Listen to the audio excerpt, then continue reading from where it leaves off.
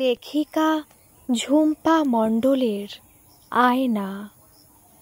রাত্রে বিছানায় বউয়ের পাশে শুয়ে সুখের ঢেকুর তুলতে তুলতে ঠোঁটের কোণে একটা অবজ্ঞার হাসি হেসে স্মৃতি রোমন্থন করতে বসে বেশ ভালো লাগছিল আমার। অনেক দিন পর আজ প্রীতিকে দেখলাম মেলায়। ইস, চেহারার কি হাল করেছে মেয়েটা। এমনিতেই শ্যামলা রং ছিল, এখন যেন কেমন আরও কালো রুগ্ন হয়ে গেছে। মুখের সেই লাবণ্য ভাব উধাও, তার উপর মুখে একটা ভারী ফ্রেমের চশমা পরে একটা বুড়ি বুড়ি ভাব। ভাবতেই অবাক লাগছে আমার, কি করে এই মেয়েটার সাথে আমি একসময় প্রেম করেছিলাম। তবে তখন অবশ্য বেশ মিষ্টি দেখতে ছিল মেয়েটা, আর চেহারাটাও ছিল বেশ। আহা, কম বেগ পেতে হয়েছিল নাকি মেয়েটাকে তুলতে? আমি যথেষ্ট হ্যান্ডসাম, বড় লোকের ছেলে, তবুও প্রীতি প্রথম প্রথম পাত্তাই দিত না আমাকে। তাই রোগ চেপে গেছিল আমার, ওই মেয়েটার সাথে প্রেম করতেই হবে, যে কোনো মূল্যে মেয়েটাকে রাজি করাতেই হবে। সত্যি বলতে কি, তখন বেশ লাগতো মেয়েটিকে, ন্যাচারাল বিউটি যাকে বলে। শ্যামলা হলেও মুখশ্রী ছিল নজর কাড়ার মতো।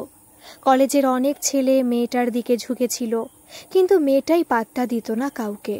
মেয়েটার এই ব্যাপারটা আমাকে আরও টেনেছিল ওর দিকে। এক নাগাড়ে বছরখানেক মেয়েটার পেছনে পড়ে থাকার পর মেয়েটা যখন সম্মতি দিল, সেদিন মনে মনে জিতে যাবার ইচ্ছেটা বেশ উপভোগ করেছিলাম। বেশ রাজি হবে না মানে? আমার মতো ছেলে পাবে নাকি আর? নিজের আত্মপ্রশংসায় নিজেই আত্মতৃপ্তিতে হেসে উঠেছিলাম সেদিন, সেই সঙ্গে আজও। তারপর মাস 6 মধ্যে একদিন মেয়েটিকে সিনেমা দেখাতে যাবার নাম করে সিনেমা হলে জোর করে জড়িয়ে ধরে প্রথম চুমু খেলাম। প্রীতি প্রথমে আপত্তি করেছিল, কিন্তু আমি শুনলে তো।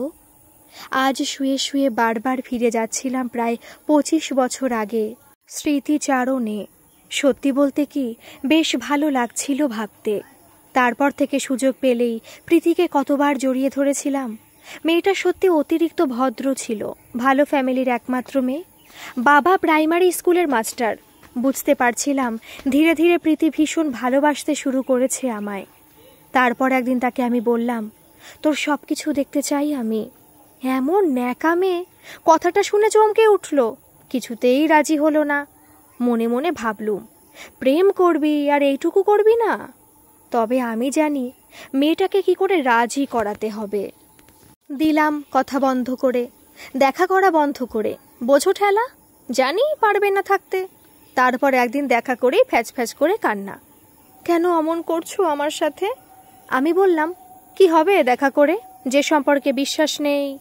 মেয়েটা বলল, করি তো বিশ্বাস।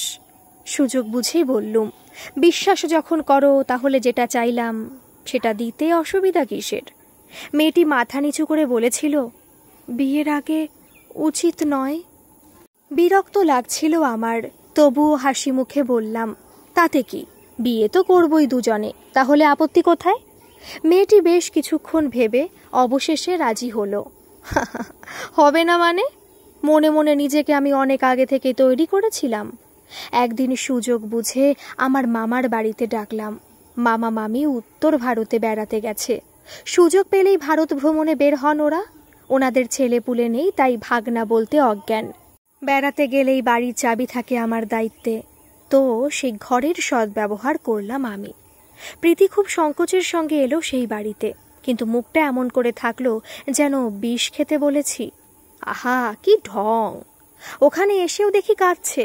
মনে মনে বিরক্ত হলাম। এই কয়দিন পাখি পড়ানোর মতো বুঝিয়েছি, বেশি বেশি ভালোবাসা দেখিয়েছি, আবার এখানে এসে তবুও কান্না। উফ, একেবারে সতী সাবিত্রী ক্যারেক্টার। মাথাটা গরম হয়ে যাচ্ছিল, কিন্তু সেটা প্রকাশ না করে ফের বোঝালাম, কাঁদছো কেন? আমরা দুজন দুজনকে ভালোবাসি তো নাকি? মনের দিক থেকে তুমি আমার স্ত্রী, এতে কোনো পাপ নেই।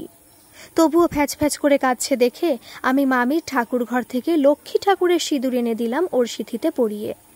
এতক্ষণে চোখ মুখ উজ্জ্বল হলো মেয়েটার। মনে মনে হেসে নিজের বুদ্ধির তারিফ না করে পারলাম না। তারপর আমার হাতের মুঠোয় চলে এলো মেয়েটা জাস্ট এক চিমটি সিঁদুরের বিনিময়ে। বাড়ি যাবার সময় বললাম, সিঁদুরটা মুছে যাও, নইলে সবাই ভুল ভাববে।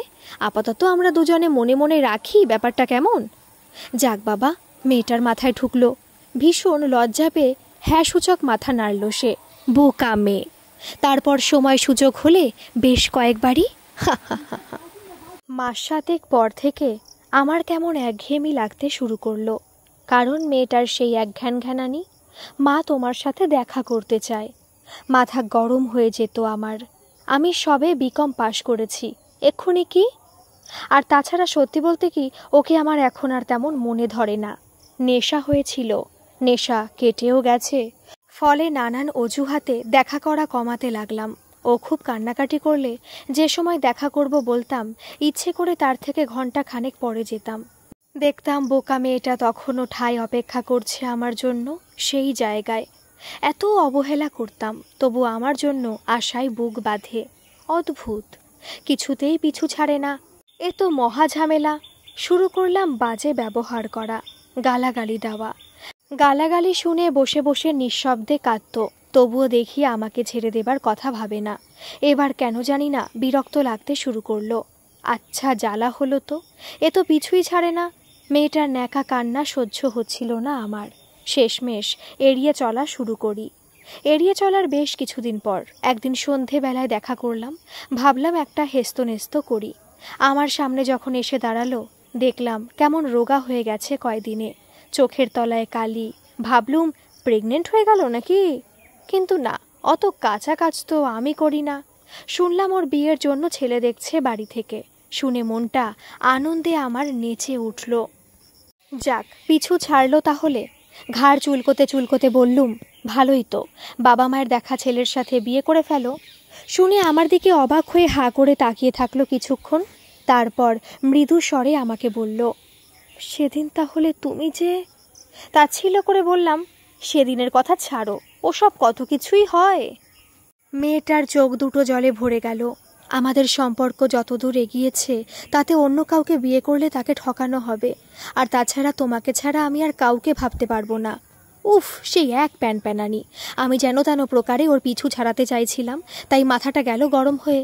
আমি ওর হাতটা টেনে অন্ধকারের মধ্যে নিয়ে গিয়ে ওর গলাটা এক হাতে চেপে ধরে বললাম, শুলেই বিয়ে করতে হবে নাকি রে? ভাবিস কি করে তোর মতো একটা কেলটিকে বিয়ে করব আমি? মরতে পারিস না তুই? মেয়েটা এমন ন্যাকা, আমাকে আটকালোও না। আমি জানি এমন জোরে গলাটা চেপে ধরেছি, ব্যথা লাগছে, তবুও টু শব্দটাও করলো না। বিস্ময়ে হাঁ করে আমার দিকে তাকিয়ে দেখছিল। শুধু চোখ দিয়ে বড় বড় ফোঁটায় টপ টপ করে জল পড়তে লাগলো তার, নিঃশব্দে। একটু খারাপ যে লাগেনি তা নয়, কিন্তু আমার যে এদিকে এক দারুণ সুন্দরীর সাথে বিয়ের কথাবার্তা চলছিল, সেটা হাতছাড়া করা সম্ভব নয় কিছুতেই আমার পক্ষে। না, আমার কথা শুনে সে মরতে যায়নি, তবে আর কোনোদিনও বিরক্ত করেনি আমায়। তারপর তাকে দেখতেও পাইনি আর, কোনোদিন সামনে আসেনি আমার। আমি আমার বাবার ব্যবসায় ঢুকে যাই বছর খানেক পরে। তারপর ঠিক করে রাখা আমার বাবার বন্ধুর অতীব সুন্দরী মেয়েকে বিয়ে করি আমি। এখনও আমার সুন্দরী বউকে দেখলে যে কোনো কারোরই মাথা ঘুরে যাবে। কে বলবে ওর একটা 18 বছরের মেয়ে আছে। হ্যাঁ, আমাদের একটা সুন্দরী মেয়ে আছে, এবছর উচ্চ মাধ্যমিক দেবে। সুন্দরী বউ আর মেয়ে নিয়ে সুখের সংসার করছি আমি। সেই আমি আজ আবার প্রীতিকে দেখলাম।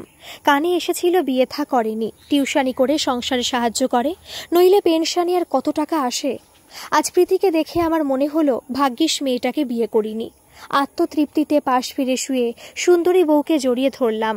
আহা, কি শান্তি! পরের দিন সকালে সুন্দরী বউয়ের চিৎকারে ঘুম ভাঙল আমার। মেয়ে নাকি ঘুমের ওষুধ খেয়েছে। ঘুমের ওষুধের ফাঁকা শিশি বালিশের পাশে পড়ে। সে কি, কেন এমন করলো মেয়েটা? আমার বউ প্রথম ভেবেছিল ছুটির দিন, তাই মেয়ে ইচ্ছে করে দেরি করে উঠছে। আমি হতভম্ব হয়ে গেলাম।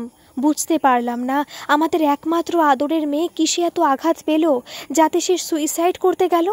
বুকের ভেতরটা কেমন ফাঁকা লাগছিল যেন। তাড়াতাড়ি করে হসপিটালাইজড করলাম মেয়েকে। 2 দিন জমে মানুষে টানাটানি চলার পরে শেষে মেয়েকে ফিরে পেলাম আমরা। এই 2 দিনের প্রতিটা মুহূর্ত যে কিভাবে কেটেছে আমাদের সে আর বলার নয়। প্রতি মুহূর্তকে এক এক ঘন্টা মনে হচ্ছিল। অবশেষে আজ বিকালে হাসপাতাল থেকে বাড়িতে নিয়ে এলাম মেয়েকে। বাড়ি আসার পর মেয়ে শুধু কাঁদছে। ভীষণ অসহায় লাগছিল আমাদের। কি হয়েছে? কিচ্ছু বুঝতে পারছি না, জিজ্ঞেস করলে উত্তরও দিচ্ছে না। কিসের চাপা কষ্টে আমার আদরের মেয়েটা এমন যন্ত্রণা পাচ্ছে? অথচ মেয়ে যদি সব কিছু খুলে আমাদের বলে, তাহলে ও একটু হালকা হতে পারে, সেই সঙ্গে আমরাও।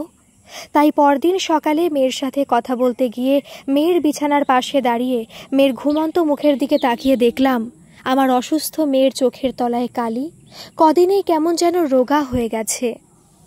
ভীষণ কষ্ট হলো আমার। মেয়েরা বড় হয়ে গেলে তাদের নিজের একটা আলাদা জগৎ তৈরি হয়ে যায় মনে হয়। সেই জগতের ভালো মন্দ বিষয়ে বাবা মায়ের অংশগ্রহণ করা নিষিদ্ধ। তাই হয়তো মেয়ে কিছু বলছে না তাদেরকে। নিজের অজান্তে চোখে জল চলে এলো আমার। হঠাৎ নজরে পড়ল ড্রেসিং টেবিলের সামনে মেয়ের মোবাইল। মোবাইলটা হাতে নিয়ে দেখতে গেলাম কিছু জানা যায় কি না। মোবাইলটা তুলতেই একটা চিঠি দেখতে পেলাম, সম্ভবত ঘুমের ওষুধ খাবার আগে মেয়ের লেখা। তাড়াতাড়ি চিঠিটা খুললাম। জানতে ইচ্ছে হলো কেন এমন করলো। না, বাবা মাকে উদ্দেশ্য করে লেখা নয় চিঠিটা, কোনো এক অজ্ঞাত বাবুর উদ্দেশ্যে লেখাই চিঠি। বাবু, তোকে আমি খুব ভালোবাসি বাবু। তুইও বলেছিলি তুই আমাকে খুব ভালোবাসিস, কিন্তু তুই যে প্রতিনিয়ত আমার সাথে ভালোবাসার অভিনয় করে গেছিস তা বুঝতে পারিনি আমি। তোকে বিশ্বাস করে আজ এত দূর পর্যন্ত সম্পর্ক এগিয়ে যাওয়ার পরেও তুই কি করে আমাকে অস্বীকার করতে পারিস বাবু? কি করে বলতে পারিস আমাকে তোর আর মনে ধরে না? কি করে আজ বলতে পারলি আমি মরলে তোর শান্তি হয়? ঠিক আছে, তোর থেকে অনেক দূরে চলে যাব আমি, তোকে আর কখনো জ্বালাবো না। তুই যা চেয়েছিলি আমার কাছে, বিশ্বাস করে সর্বস্ব দিয়েছি তোকে। এবারে জীবনটাই চাইলি যখন, তখন জীবনটাই দেব। আমার আর বেঁচে থেকেই বা কী হবে? তোকে ছাড়া বাঁচতে আমি পারবো না কিছুতেই। ভালো থাকিস তুই। ইতি তোর। চিঠিটা পড়তে পড়তে রাগে দুঃখে ভেঙে পড়লাম। এই বাবুটাকে, কার জন্য আমার আদরের একমাত্র মেয়েটা সুইসাইড করতে গিয়েছিল, এই বাবুকে খুঁজে বের করতেই হবে আমাকে। আমার মেয়ের সাথে অভিনয়, ছেলেটাকে এর শাস্তি পেতেই হবে। কিন্তু কি শাস্তি দেব ছেলেটাকে?